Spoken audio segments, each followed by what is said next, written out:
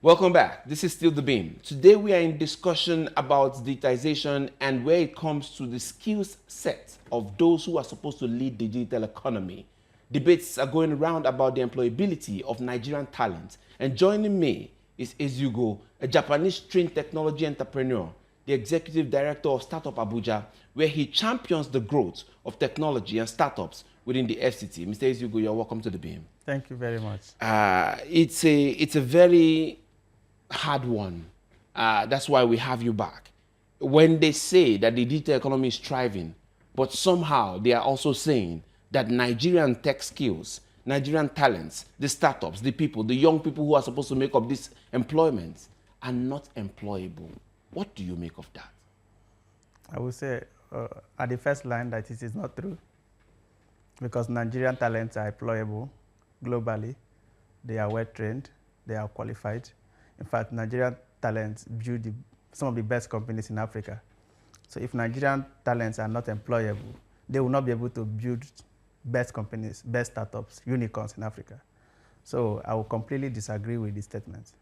So in disagreeing, how does it take away from the people who are saying it? What could have been informing them to say that Nigerian, the Nigerian youth, the Nigerian people, the young people who are skilled everywhere, that we know are skilled everywhere? Is there a difference between being skilled, technically gifted, and being employable? Could it be that gap? Is there something missing that we are not seeing right now? A lot of things are missing, but being employed, what does it even mean to be employable?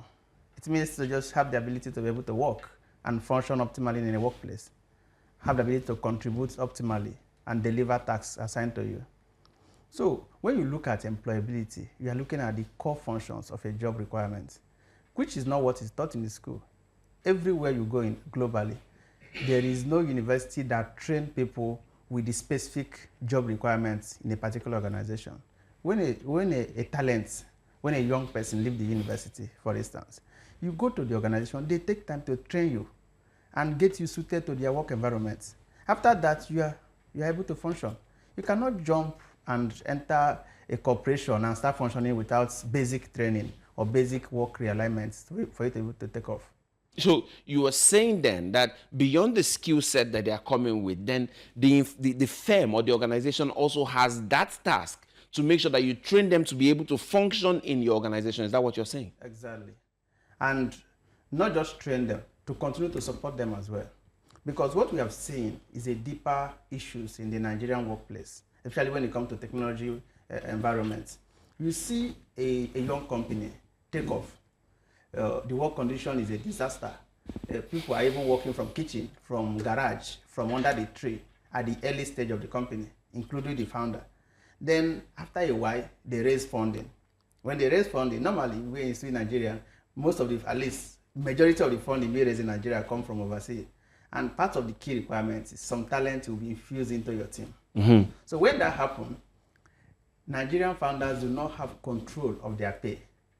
So you see a foreign talent being paid times 20, times 10 of what a Nigerian talent in the same organization is being paid. And not only the pay, the level of flexibility. Most foreign talents can travel anytime, maybe work 2 times in the office, do a lot of things. But Nigerian talents, by 2 a.m. they are calling you. You'll be in the office from Monday to Friday, even Saturday and Sunday. And you are expected to deliver optimally, and your pay is like lowest. And sometimes you are even the one teaching the foreign talents what to do. But we are expected to function optimally at the same standard. No, it's not possible. You cannot eat your cake and have it. So what we have and what we expect global organization rising from Nigeria to do is, as you grow with your paycheck, grow with your work condition, grow with the support you provide. Because we have seen consistently, companies come, grow, and they start speaking language. There is no talent. There is no, people here are not employable. We don't have smart people. From where? Globally, Nigerian talents are celebrated. In fact, when you go overseas, it's a high chances that you meet a Nigerian doctor outside the country.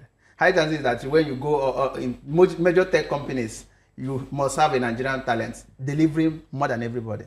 If you go to universities abroad, Nigerian talents are taking first positions. So it is outrageous, sincerely, for someone to stand here and say that Nigerian talents are not employable, or they are not smart, or they are not delivering at workplace. It is completely outrageous. So, having said this, I want us to roll this back a bit. Who is making this claim? Where is this, argument emanating from? Is there something like a ploy, to cast an aspersion on Nigerian talents and startups and, and the young people who are very agile and ready to do work? What do you think might be fueling, this kind of conversation coming up now? Because it's a trend. It's a very important trend. It's a very huge one. It's a huge wave across, the world. What do you think might be, fueling it as we speak? Sometimes it will come as somebody wanting to trend, because these are trendy topics. You make it, people carry your news everywhere. People are debating it. You create a topic, so you became popular. These are part of the plans. In this age, anything is possible. So sometimes somebody makes that statement just to trend. Another time is to defend why they are paying Nigerians cheaper than the foreigners. So because you have somebody doing the same job and you're paying the person times 20, sometimes times 20 of what you're paying a Nigerian talent of the same qualification, the same job specification. But how do you justify that? You label the other one not employable. You need more to deliver. That is the simple reason why you are saying the person is not qualified, not employable.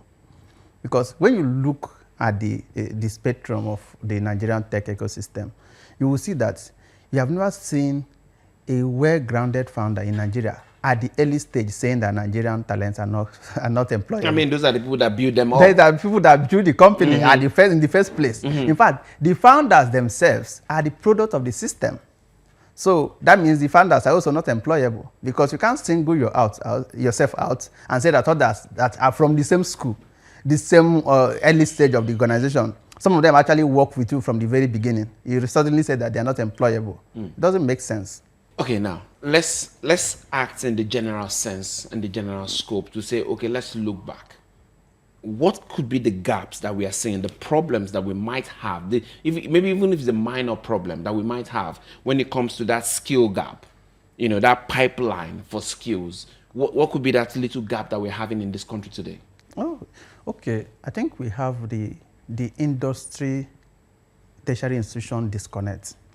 When you go overseas, you see a lot of companies putting up a research and development centers in universities, providing a funding for particular program they would want people to come into their workplace through their programs. So you see a lot of organizations sponsoring projects, sponsoring a particular research, sponsoring a particular technical development. This way, if you need 1 million persons, there are more than, I don't want to mention number, but there are a lot of Nigerians graduating from computer science, from software engineering, from electronics. So if you are a serious founder, you simply pick one of the universities and train their final year students. Before they graduate, they will be employable. They will even be more than employable the way you want them. Who makes this system work? The government tells the organizations to go and do that training, or how does it work? The organization can simply do that. The Nigerian university system and polytechnics are open for collaborations. You don't go there and they stay there and they don't want to work with you.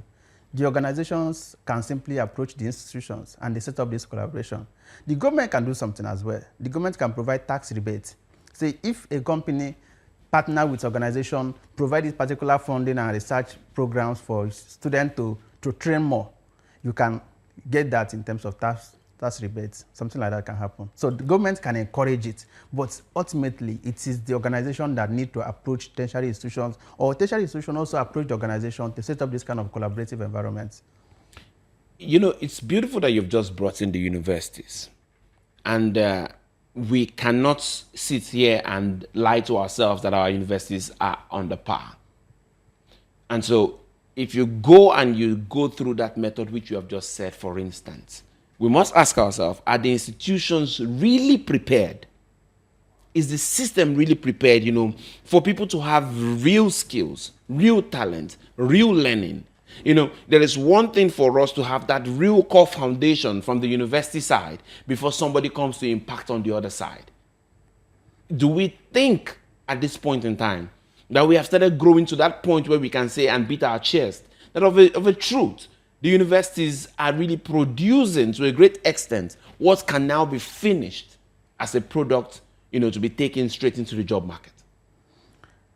I would say that without missing words, the Nigerian university system needs improvements, because not only the university, every sector is growing, change is happening on the daily basis. So the university also need to be embracing the change as well. But the university system in Nigeria actually produces some of the best people in the world. I studied in Nigeria, and I also studied in Japan, and I was one of the best in my class in Japan. So I think, in fact, I went to public university in Nigeria. So, and this is the story of many Nigerians. If you go to postgraduate programs overseas, Nigerians are dominating where Nigerians are in those classes. So the university system are trying, but that doesn't mean that improvement is not needed. A lot of improvements and funding and developments are seriously, essentially required. We cannot lie about that one. But are we on the path to producing the world-class talent? Yes, we are there. We cannot have all the resources, all the environments, or all the things that make the university system to be par with global standard. But they are not doing badly when you talk about the raw talents coming out of the system. All right, we're going to be taking a break now, and when we come back, we're going to go deeper into this conversation, because we want to really get to the roots of why some persons might really be saying that talents and skills and people who possess those skills from Nigeria are not really employable. We'll get to the root of this when we come back. Don't go away. We'll be right back.